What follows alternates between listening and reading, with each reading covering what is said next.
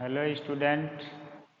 Today we discuss about the concept of probability and also thermodynamic probability which is used in the statistical mechanics. तो इस lecture में हम लोग statistical mechanics के view से probability कैसे काउंट होगी, उसका ओरिजिन क्या होगा, ये एक्सप्लेनेशन करेंगे। स्टैटिस्टिकल मैकेनिक्स क्या है ये पिछले लेक्चर में डिस्कस हुआ है। अब स्टैटिस्टिकल मैकेनिक्स का वो पार्ट हम लोग एक्सप्लेन करना चाहते हैं जो इसका ओरिजिन है, और वो ओरिजिन प्रोबेबिलिटी के रूप में है। तो प्रोबेबिलिटी का बेसिक नॉलेज हम लोगों के पास है कि प्रोबेबिलिटी होती क्या है, कैसे काउंट होती है, इसको थर्मोडायनेमिक कंसेप्ट से कैसे डेवलप किया गया है स्टैटिस्टिकल मैकेनिक्स को समझने के लिए। ये पोर्शन एक्सप्लेन किया जाएगा कि प्रोबेबिलिटी कैसे काउंट होगी, उसका मैकेनिज्म क्या होगा और कैसे कैलकुलेट होगी, ये सब टर्म एक्सप्लेन किया जाएगा। एक टॉपिक कंसीडर करते हैं प्रोबेबिलिटी। तो प्रोबेबिलिटी सभी लोग कुछ न कुछ पढ़े हैं।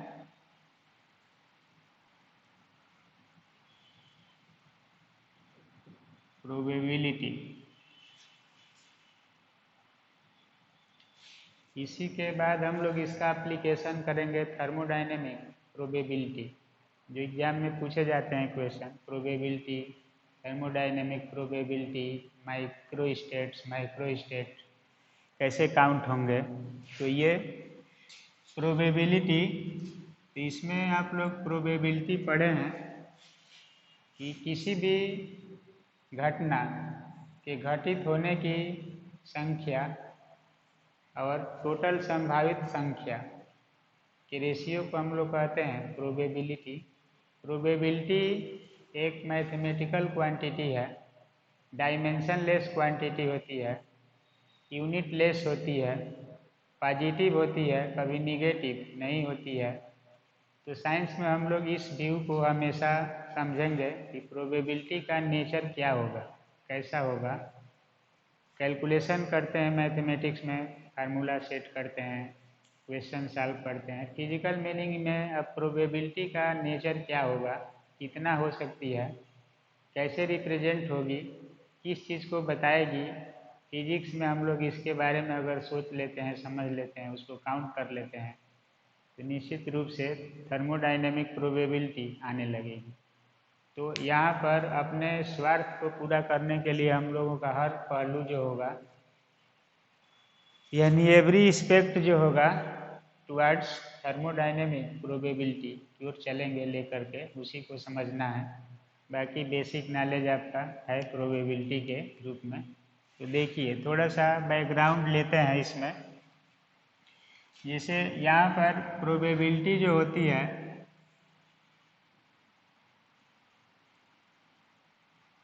probability is a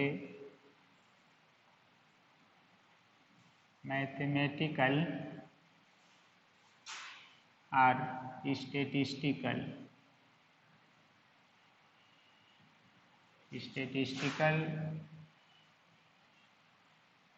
quantity and it is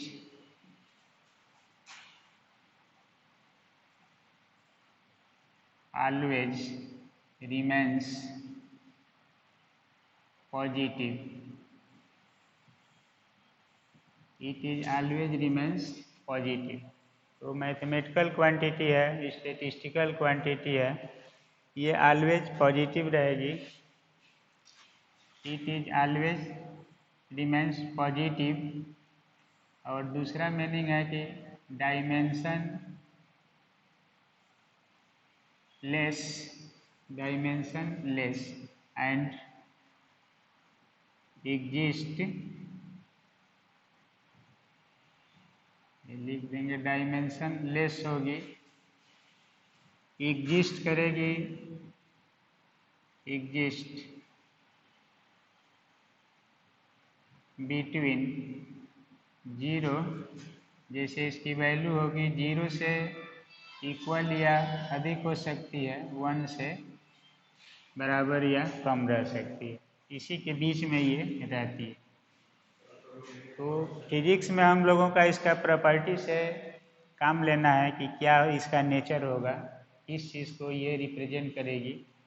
तो मैथमेटिकल क्वांटिटी है जिसका कोई यूनिट नहीं होता है, न्यूमेरिकल वैल्यू होगी और वह न्यूमेरिकल वैल्यू हमेशा पॉजिटिव होती है और वह पॉजिटिव वैल्यू 0 और 1 के बीच में होता है। 0 से कभी छोटा नहीं होगा और 1 से कभी बड़ा नहीं होगा। 0 के बराबर हो सकता है या उससे बड़ा हो सकता है, 1 के बराबर हो सकता है या 1 से छोटा रहेगा। प्रोबेबिलिटी का ये नेचर होगा। अब देखिए, the ratio of number of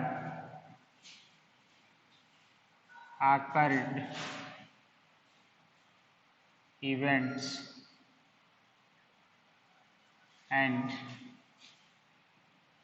number of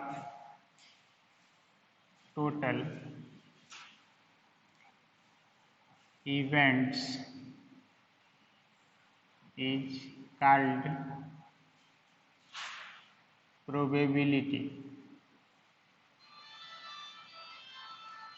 called probability। तो देखिए, ये ratio of number of occurred event मतलब घटित घटना, happening events and number of total events is called probability.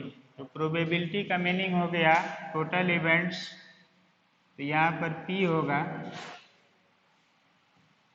Number of occurred events upon total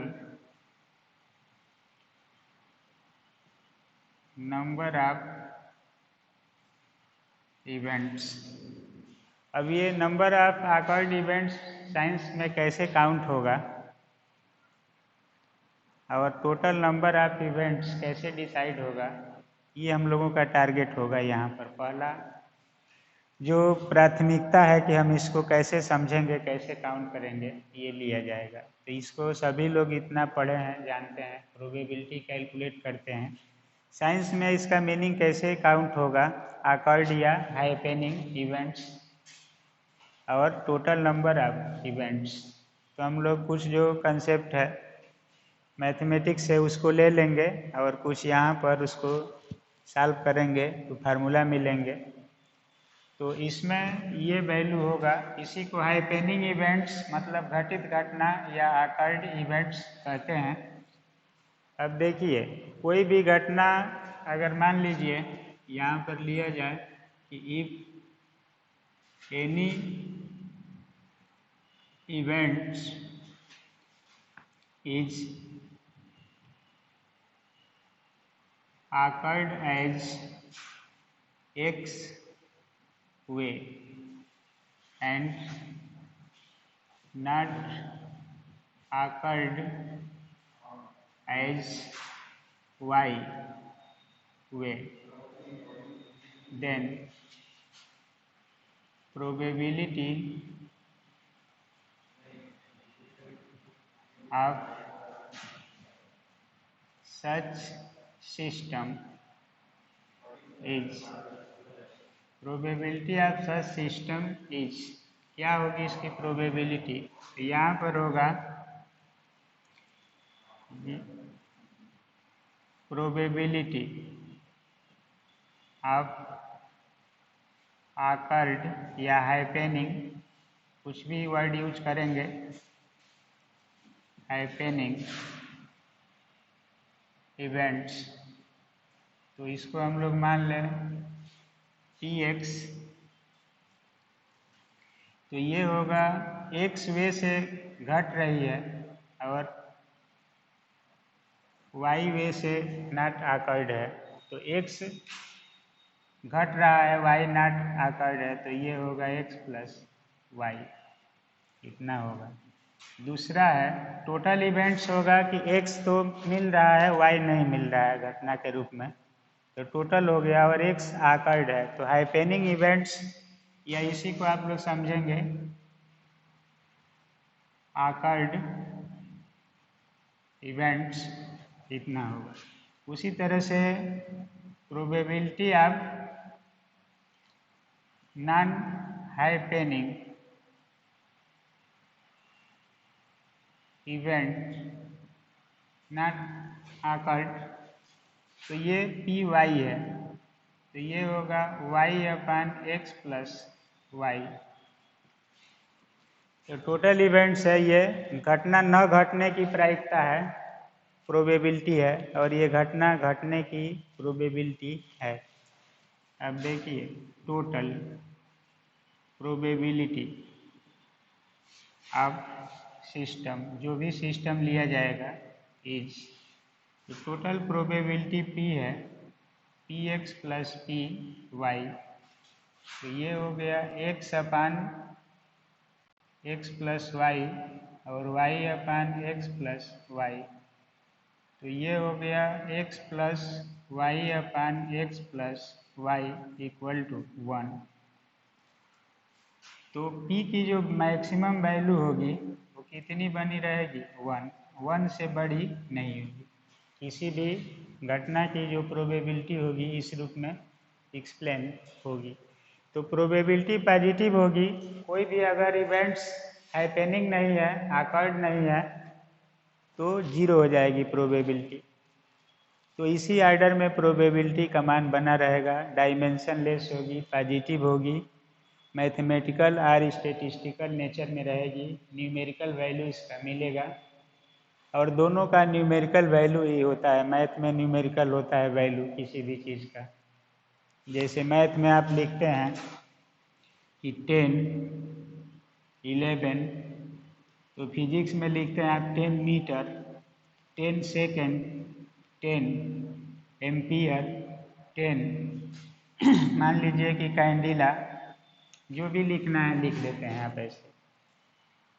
तो इसका meaning है कि मैथ में 10 है, किसी चीज़ की मान लीजिए प्रोबेबिलिटी 10 तो नहीं होगी, सपोज कीजिए कि 10 है, तो साइंस में जाएगी तो 10 का कोई मीनिंग नहीं होगा। साइंस में अब कोई क्वांटिटी होगी तो उसका कुछ ना कुछ यूनिट होगा, पहचान होगा कि 10 मीटर लंबा है, 10 सेकेंड बाद आना है, 10 एम्पियर की करंट फ्लो हो रही है, 10 कैंडिला की लाइट जल रही है। तो ये साइंस में इस यूनिट में अमाउंट भी रहेगा, यूनिट भी रहेगा, तो वहाँ पर प्रोबेबिलिटी का टर्म जो होगा साइंस के रूप में मिलेगा। तो ये dimension less, initially dimension less quantity है, अमाउंट को बताएगी, पॉजिटिव होगी। तो साइंस में हम लोग इसका मीनिंग कैसे निकालेंगे किसी चीज़ का, तो वो टॉपिक के अनुसार मीनिंगफुल ही बनता जाएगा। जैसे आप लोग देखेंगे, सब कुछ पढ़ना है इसमें तो आता रहेगा। तो यहाँ से ये निष्कर्ष निकला, 10 maximum probability of A system is unity, इकाई के बराबर बनी रहेगी, इससे बड़ी नहीं होगी। अब एक टर्म हम लोग एक्सप्लेन करना चाहते हैं, देखिए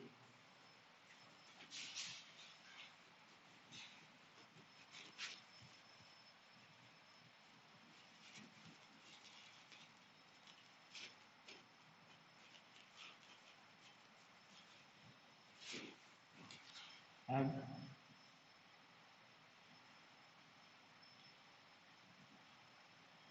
concept of thermodynamic probability.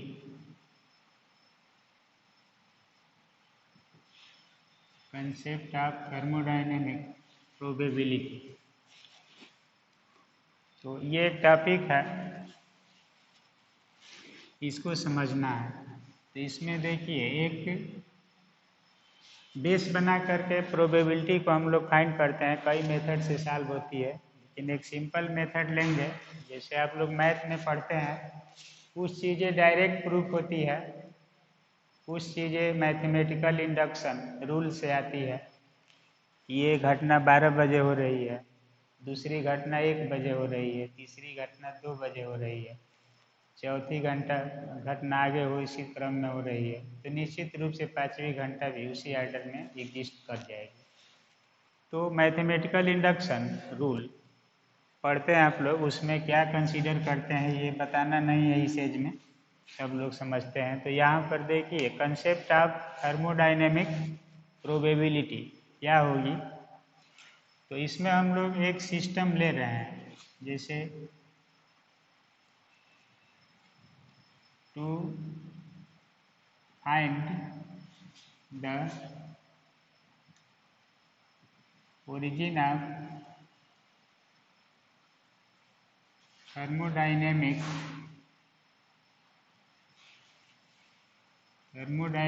probability, let us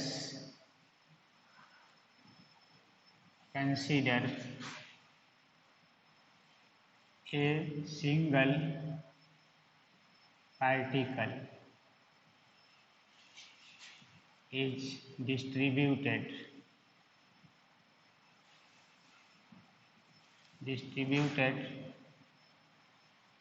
in the two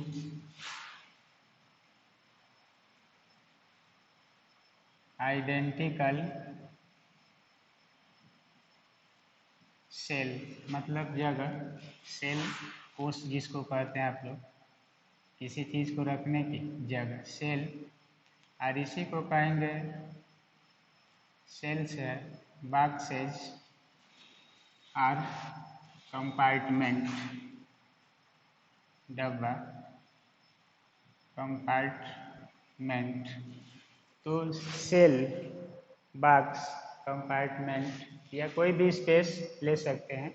इसको डिफाइन करने के लिए स्टैटिस्टिकल मैकेनिक्स में फेज स्पेस एक टर्म आएगा आगे, कि फेज स्पेस मतलब कोई चीज़ किस कला में कब कहाँ पर है, तो फेज स्पेस आगे मिलेगा। अभी हम लोगों को थर्मोडाइनेमिक्स कल बताए थे कि स्टैटिस्टिकल मैकेनिक्स पहले थर्मोडाइनेमिक्स के रूप में था, बाद में प्योर स्टैटिस्टिकल मैकेनिक्स बन गया। तो कंपार्टमेंट से हम लोग इसको एक्सप्लेन करेंगे। देन देखिए नंबर ऑफ, हम लोग फाइंड करेंगे इसमें number of distribution veg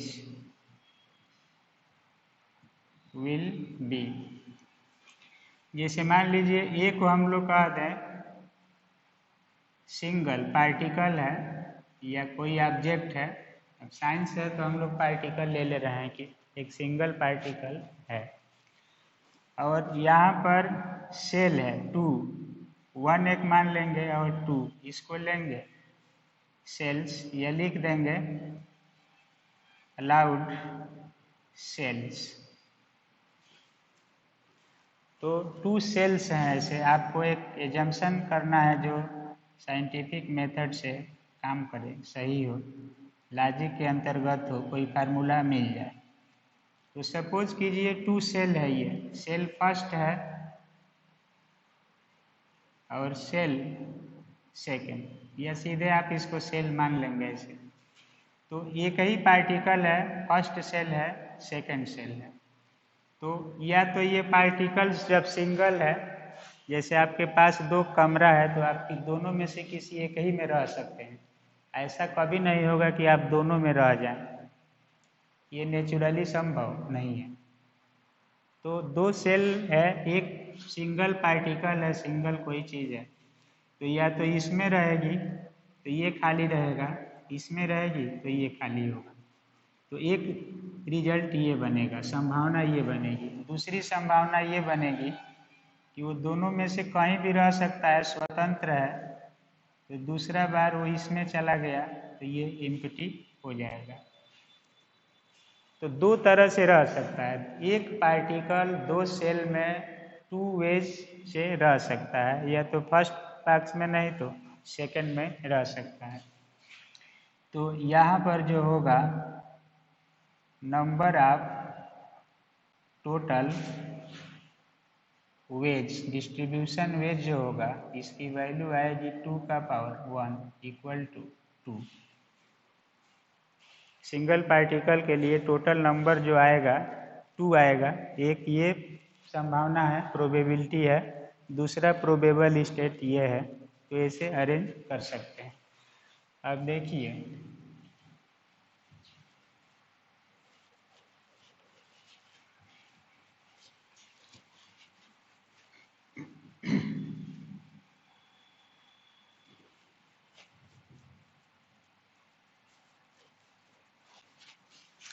next इसमें अरेंजमेंट होगा कि हम लोग लेंगे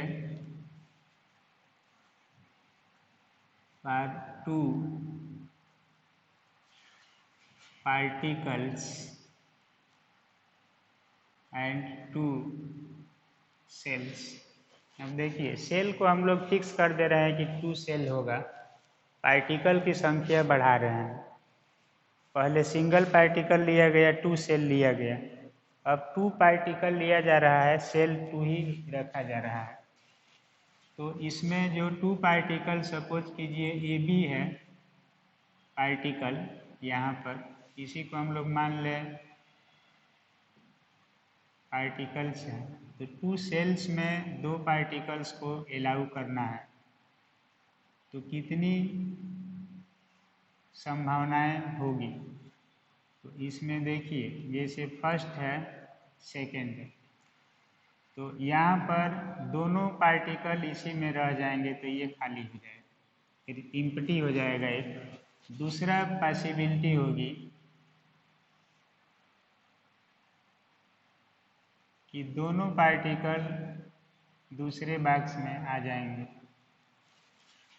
ये इम्पटी होगा पहला दूसरा। तीसरी पॉसिबिलिटी होगी कि ए इसमें होगा, बी इसमें होगा। कह रहा है कि हम लोग सेपरेट रहेंगे,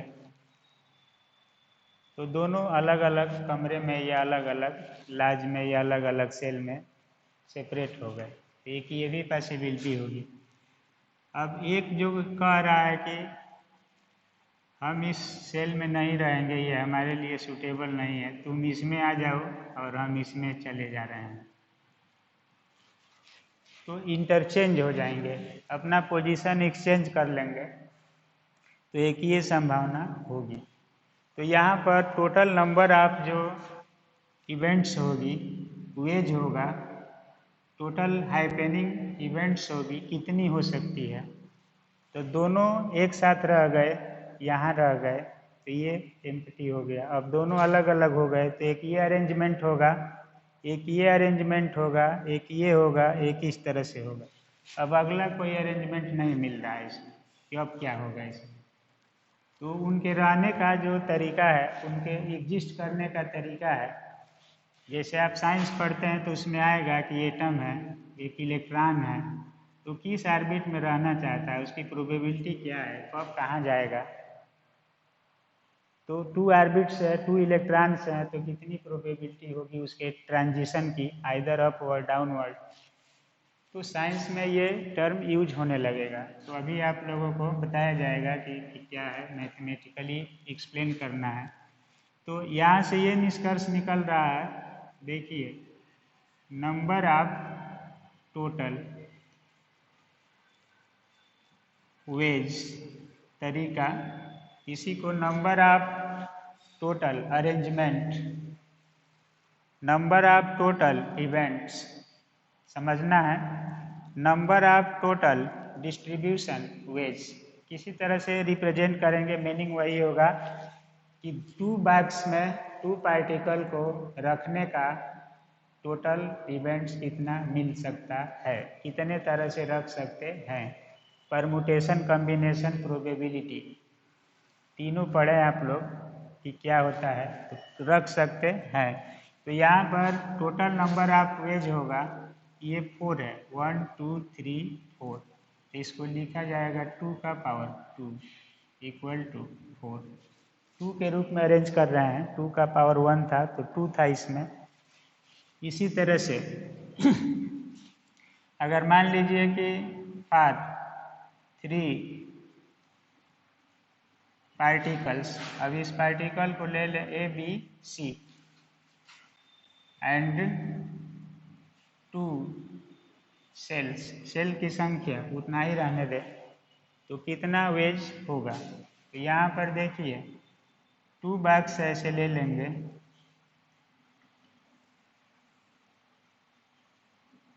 इस तरह से मान लीजिए,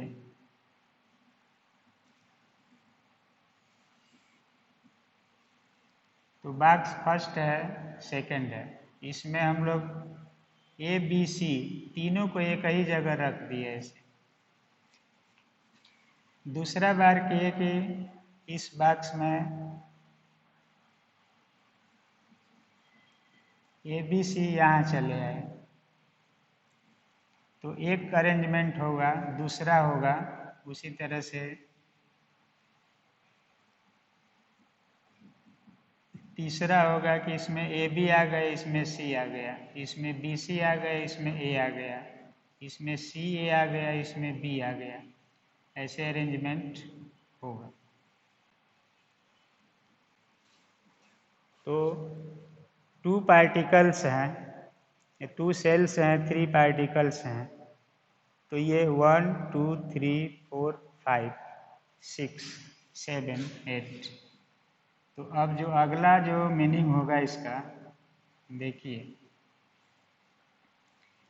यहाँ पर अब एक कंसेप्ट है कि इसमें ए लेंगे, इसमें बी सी, इसमें बी लेंगे, इसमें सी ए, और एक और बॉक्स बना लेते हैं ऐसे। तो यहाँ पर सी होगा तो इसमें ए बी। तो यहाँ पर 3 particles exist in first cell, second empty रहेगा। अगर यहाँ चले जाते हैं तो ये इम्पटी होगा। 2 एक में रहते हैं, एक को अलग कर देते हैं, तो ये एक संभावना बन रही है। फिर ये कह रहा है कि हम, बी कह रहा है कि ए के साथ नहीं रहेंगे, सी के साथ रहेंगे, तो कह रहा है कि ठीक है तुम लोग रहो, हम जा रहे हैं दूसरे जगह। फिर कुछ मनमुटाव होता है, ये कंडीशन आएगी। तो ये जो पॉसिबिलिटी है, कोई भी सोच सकता है कि कितने तरह से अरेंजमेंट होगा। तो 2 सेल है और 3 पार्टिकल्स है, तो कितने विधियों से उसमें रह सकते हैं, कितने मेथड से उनकी कोई भी क्रिया विधि एग्जिस्ट करेगी, अकॉर्ड होगी, हैपेनिंग होगी, घटित घटना की संख्या होगी प्रोबेबिलिटी के लैंग्वेज में। तो यहाँ पर टोटल नंबर जो होगा कितना होगा, तो 1 एक तरीका ये है, दूसरा, तीसरा, चौथा, पांचवा, छठा, सातवां, आठवां। तो 2 सेल में 3 पार्टिकल्स 8 तरह से रह सकते हैं। तो उनके रहने का जो तरीका है वो यही है। अब यहाँ पर जो टोटल नंबर ऑफ वेज होगा, नंबर ऑफ टोटल वेज, तो ये हो जाएगा 2 का पावर 3 इक्वल टू 8। तो सिंगल पार्टिकल 2 सेल में था, तो ये एक अरेंजमेंट है, इस रूप में हम उसको अरेंज कर सकते हैं। 2 पार्टिकल 2 सेल हुआ तो हमारा टोटल नंबर ऑफ इवेंट्स मिल रहा है 4, तो उसको हम इस रूप में अरेंज कर सकते हैं। 3 पार्टिकल्स मिला, 2 सेल में हमको रखना है, तो टोटल नंबर ऑफ अरेंजमेंट मिल रहा है 8, उसको हम इस रूप में लिख सकते हैं। एक सीक्वेंस में ऐसे चलेंगे। सिमिलरली अब आप जितना भी लेंगे terms, similarly for 4 particles and 2 cells, तो 2 सेल्स के लिए जो होगा नंबर ऑफ वेज यहाँ पर मिलेगा 2 का पावर 4 इक्वल टू 16, इस आर्डर में बढ़ता जाएगा। तो इसी क्रम में हम लोग लेंगे। इसी तरह से देखिए, अगेन फॉर मान लीजिए कि 3 पार्टिकल्स एंड 3 सेल्स। देखिए एक चीज, जो नंबर ऑफ सेल है 1 2 1 2 1 2, तो इसमें 2 आ रहा है, ये बेस इसका, यहाँ भी 2 है। और जो नंबर ऑफ डिस्ट्रीब्यूशन वेज है वो ये बता रहा है, यहाँ पर 2 बताया है, 4 बताया है, यहाँ पर 8 बता रहा है, यहाँ पर 16 बता रहा है। तो ये नंबर ऑफ पार्टिकल होगा और ये नंबर ऑफ सेल होगा। तो अगर 3 पार्टिकल्स लेते हैं, 3 सेल लेते हैं, तो वेज जो होगा आपका, टोटल वेज ऐसे भी लिख सकते हैं, इसकी वैल्यू होगी 3 सेल और पावर कितना होगा 3। तो ऐसे बताएगा कि 3 पार्टिकल को 3 सेल में कितने मेथड से रख सकते हैं, तो इतना मेथड होगा। टोटल नंबर ऑफ प्रोबेबिलिटी में हमारा टारगेट है कि how you decide the total number of events and how we decide the total number of occurred events, आपके पक्ष में जो घटना है वो कितनी है। तो यहाँ पर टोटल संख्या कैसे अरेंज होगी ये हम लोग देखेंगे। अब देखिए, साइंस आजकल पढ़ते हैं आप लोग कि किसी पार्टिकल के हर स्टेट की एनर्जी क्वांटाइज्ड होती है, एक किसी की 0, किसी की 1h न्यू, किसी की 2h न्यू, किसी की, तो हर स्टेट हर सेल में अलग अलग होगा, मूवमेंट में होगा। तो उनका पोजीशन कैसे काउंट करेंगे आप कि कब कहाँ है, किस पोजीशन में है, कितना एनर्जी है तो कहाँ हो सकता है। ये जैसे आप लोग घर से नाराज होकर भाग जाते हैं तो गार्जियन कहता है, सबसे पहले यही कहता है कि कहाँ गया होगा। तो दूसरा आता है तो कहता है कि वो कितना पैसा लेकर भगा है। तो उससे अंदाज़ा चलेगा कि कितना एनर्जी है उसके पास, कितना पैसा से वो कहाँ कहाँ जा सकता है, कहाँ कहाँ रह सकता है। तो उसका आप सर्वे करेंगे तो पता चलेगा कि हाँ इतना से वो यहाँ यहाँ जा सकता है। तब आप खोजते हैं कि पोजीशन क्या है, कहाँ कहाँ रिश्तेदारी है, कहाँ कहाँ संबंध है, कहाँ जा सकता है। तो उसके लोकेशन के बारे में आप धीरे धीरे पहुँचेंगे और फाइनली आप कहीं ना कहीं उसको लोकेट कर लेंगे कि वो कहाँ पर है। तो वही साइंस में भी यूज होता है, सारा चीज़ वही है कि किस पार्टिकल की एनर्जी कितनी है, कब कहाँ उसकी प्रोबेबिलिटी होगी, कहाँ पाई जाने की संभावना होगी। जैसे आप पढ़ते हैं कि electrons are randomly moving inside the conductor, तो रैंडमली मूव कर रहा है तो उसकी प्रोबेबिलिटी कहीं पाई जाने की क्या होगी, कहाँ पर मिलेगा, किस सेल में होगा। तो वहाँ पर ये जनरल साइंस है, स्टैटिस्टिकल मैकेनिक्स, कहीं भी इसको अप्लाई कर सकते हैं। इसका एक वे है कि जब संख्या बढ़ती है, संभावनाएं जो होती है और संभावनाओं में बदल जाती है, तो सर्टेन कोई चीज़ है वन सर्टेन हो जाती है, तो हम उसको पुनः सर्टेन कैसे करेंगे, कितना प्रतिशत सर्टेन कर लेंगे, वही टारगेट होता है स्टैटिस्टिक्स का, स्टडी का। वही टारगेट होता है स्टैटिस्टिकल मैकेनिक्स का साइंस में। तो ये कितनी संभावनाएं होगी, देखिए यहाँ पर टोटल नंबर ऑफ वेज ये होगा। अब यहाँ से हम लोग एक रूल का फॉलो करते हुए आगे बढ़ रहे हैं, तो ये पता चल रहा है कि सेल और नंबर ऑफ पार्टिकल में क्या संबंध है। एक पार्टिकल है 2 सेल है तो ये रिलेशन बन रहा है, 2 पार्टिकल है 2 सेल है तो ये रिलेशन बन रहा है, 3 पार्टिकल है 2 सेल है तो यही रिलेशन बन रहा है। तो इसमें नंबर ऑफ पार्टिकल आ रहा है, ये नंबर ऑफ सेल आ रहा है, नंबर ऑफ पार्टिकल आ रहा है, नंबर ऑफ सेल आ रहा है। तो ऐसे बढ़ते हुए जब आगे बढ़ते हैं हम लोग, तो यहाँ पर देखिए स्टैटिस्टिक्स में डिस्ट्रीब्यूशन रूल है। जैसे मान लीजिए कि बाइनॉमियल डिस्ट्रीब्यूशन लॉ है, पास्कल डिस्ट्रीब्यूशन लॉ है, तो कई तरह के डिस्ट्रीब्यूशन लॉ है, उससे डिफाइन किया जाता है। और एक ये मेथड है, ये आप इस तरह से भी सिंपली किसी टारगेट तक पहुँचते हैं। तो यहाँ पर 3 सेल्स है, ये नंबर ऑफ वेज होगा। अब देखिए व्यापक स्तर पर अगर हम लोग सोचते हैं, generally for m cells, generally जो हम लोग लेंगे इसमें m cells and n particles,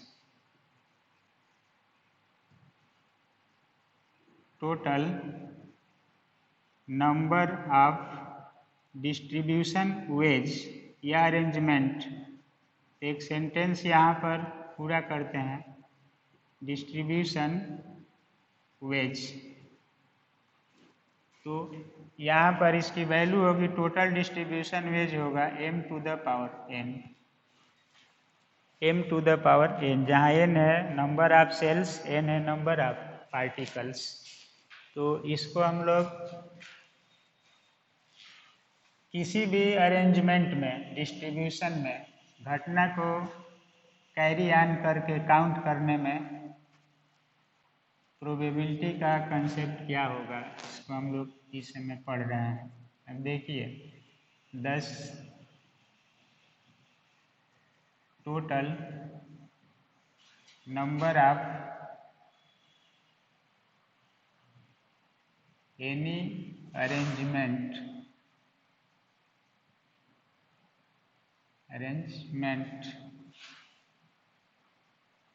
will be, इसको लिया जाएगा टोटल घटना जो होगी, टोटल वेज का फार्मूला हम लोग इस रूप में लेंगे m to the power n,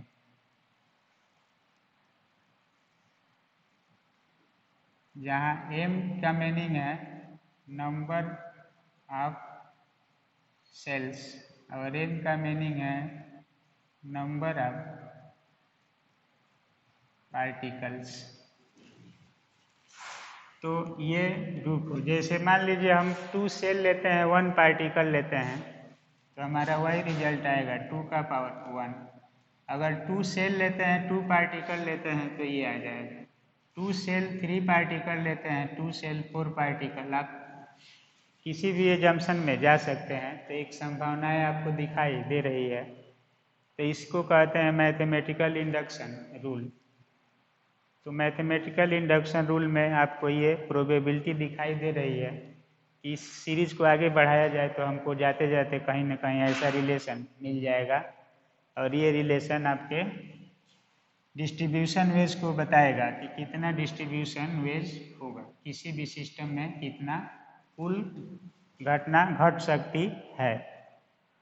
अब इसमें से बांड लगा दिया जाए, जैसे मान लीजिए इसमें बांड लगा दिया जाए कि इतना डिस्ट्रीब्यूशन वेज है। ऐसा कीजिए कि पार्टिकल केवल सेल 2 ही में रहें, सेल 1 में न जाएं, तो आपकी ऑकर्ड इवेंट होगी, ये टोटल इवेंट्स होगी, वो आपकी ऑकर्ड इवेंट्स होगी, हैपेनिंग इवेंट्स होगी। तो उसको कैसे डिसाइड करते हैं, तो इसको हम लोग पीछे से देखिए लेते हैं, रिकॉल करते हैं। अब यहाँ पर होता है कि according to combination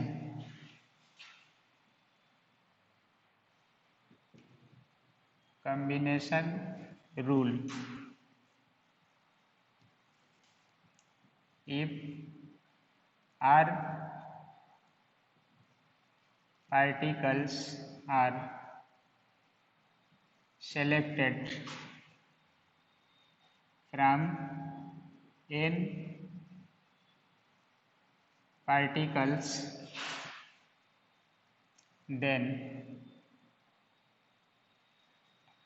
total number of selection events, या सीधे कह सकते हैं इवेंट्स, विल बी। तो आप लोग एक नाम सुनते हैं NCR, NCR।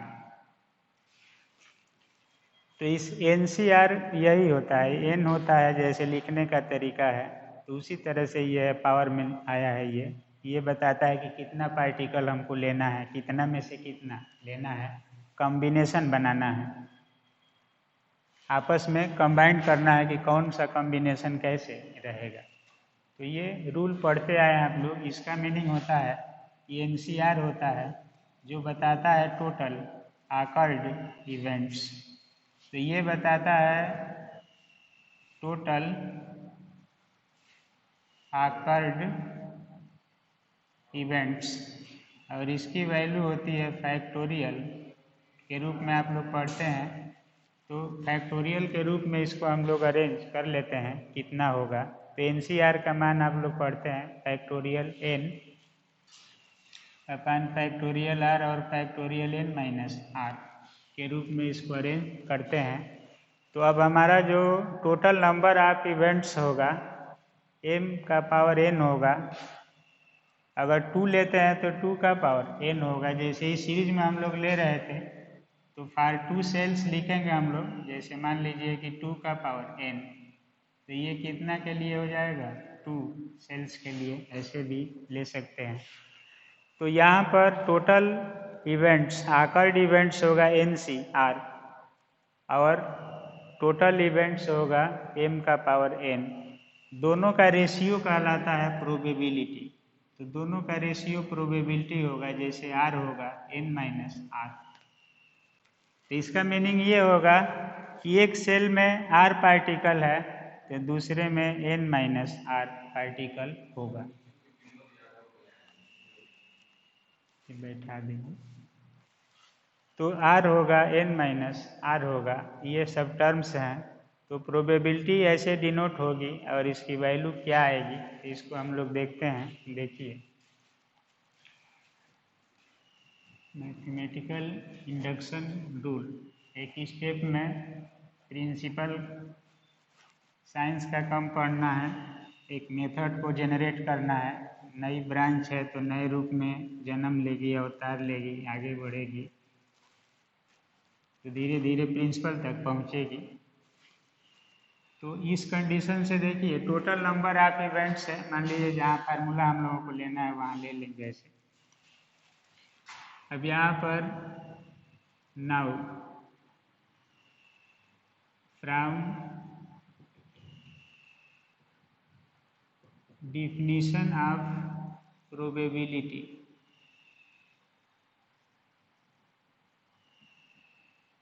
प्रोबेबिलिटी का डेफिनेशन है total number of occurred events upon total number of events. तो ये होगा टोटल ऑकर्ड नंबर होता है NCR अपॉन, इसका मीनिंग होता है कि total number of occurred events m का पावर n। अगर 2 सेल है, जैसे एक सेल में n पार्टिकल होगा तो दूसरे में n माइनस r होगा, तो इसको इतना लिखते हैं। अब हम लोग पार 2 सेल्स के लिए ओरिजिनेट किए थे तो एक 2 सेल्स के रूप में फार्मूला पूछा जाता है। 2 सेल्स यानी m इक्वल टू 2।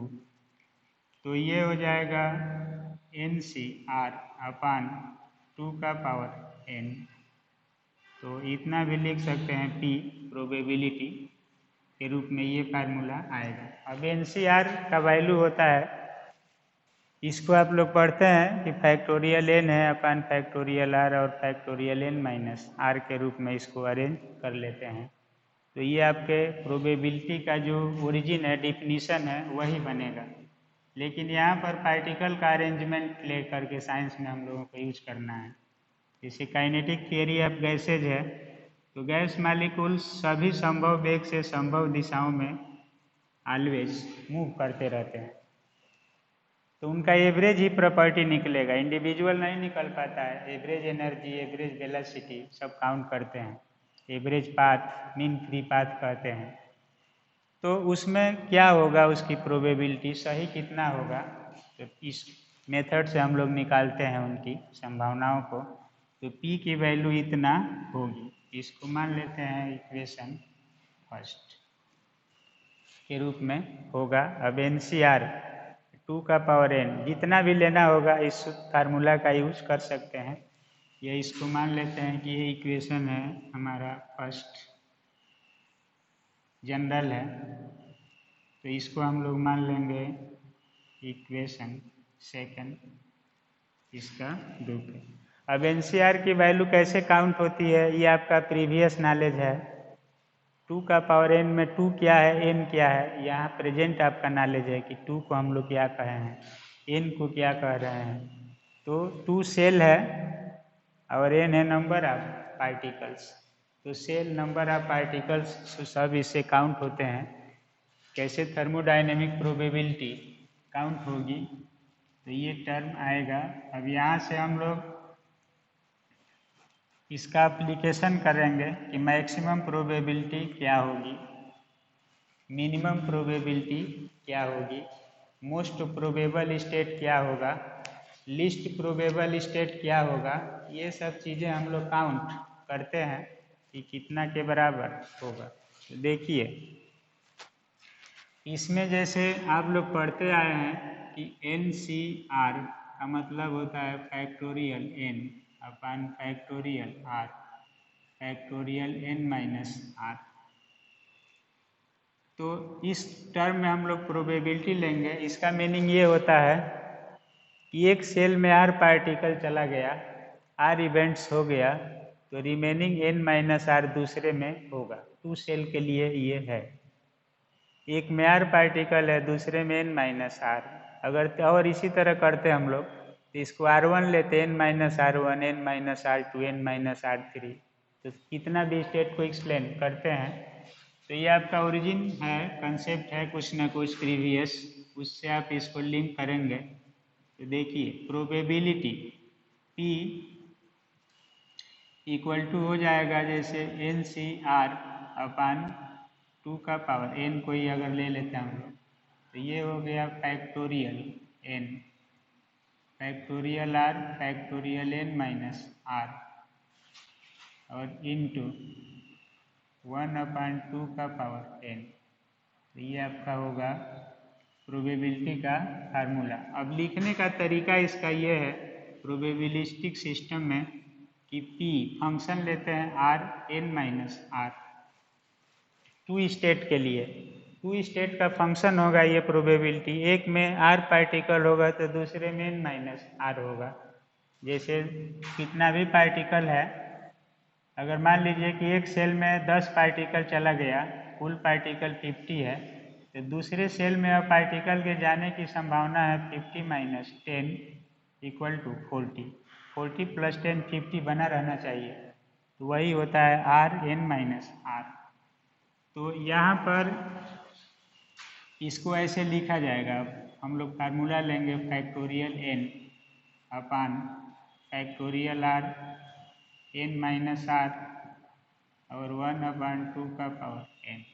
तो ये जनरल फार्मूला होगा थर्मोडायनेमिक प्रोबेबिलिटी का। तो ये हो जाएगा, this is called general expression of thermodynamic probability. Thermodynamic probability का ये फार्मूला होगा इस रूप में। अब इसमें आप अगर थोड़ा सा भी थिंकिंग करते हैं तो इसको समझ आएंगे ये टर्म कैसे लिया जा रहा है, क्या है और कहाँ से ओरिजिनेट किया गया। स्टेटिस्टिक्स या जो अरेंजमेंट है वो इसी रूप में बढ़ता है। प्रोबेबिलिटी का भी नॉलेज है आपका, प्रीवियस कम्बिनेशन परमुटेशन का नॉलेज है, कैसे रिजल्ट को एक्सप्लेन करेंगे। तो इसका मीनिंग क्या है, जनरली हम लोग पी कह रहे थे, अब यहाँ पर पी मीनिंग है कि 2 सेल है, 2 बॉक्सेज है, 2 कंपार्टमेंट है और एक सेल में r पार्टिकल है तो दूसरे में n माइनस r। जो टोटल पार्टिकल है n, उसमें से r सब्ट्रैक्ट कर देंगे तो ये बच जाएगा, कितना के इक्वल होगा। तो इस रिलेशन को कहा जाता है general formula of thermodynamic probability. तो इस लेक्चर में हम लोग ये डिस्कस किए कि प्रोबेबिलिटी का ओरिजिन क्या है, थर्मोडायनेमिक प्रोबेबिलिटी कैसे काउंट होगी और फार्मूला क्या निकलेगा तो एक रूल हम लोग यूज किए, मैथमेटिकल इंडक्शन रूल, और उससे ये फाइंड किए कि प्रोबेबिलिटी का नोटेशन क्या होगा, फार्मूला क्या मिलेगा। अब हम लोग अगले लेक्चर में ये देखेंगे कि इस फार्मूला का यूज कैसे करेंगे प्रोबेबिलिटी काउंट करने के लिए, और मोस्ट प्रोबेबल स्टेट या मैक्सिमम प्रोबेबिलिटी कब होगी, और लीस्ट प्रोबेबल स्टेट यानी मिनिमम प्रोबेबिलिटी कब होगी। ये सब हमारा रिक्वायरमेंट होगा अगले लेक्चर में, कि हम लोग इसका जो निकल रहा है इसका आगे यूज कैसे करेंगे। ये सब मीनिंग नेक्स्ट लेक्चर में एक्सप्लेन होगा। तब तक के लिए ओके, थैंक यू।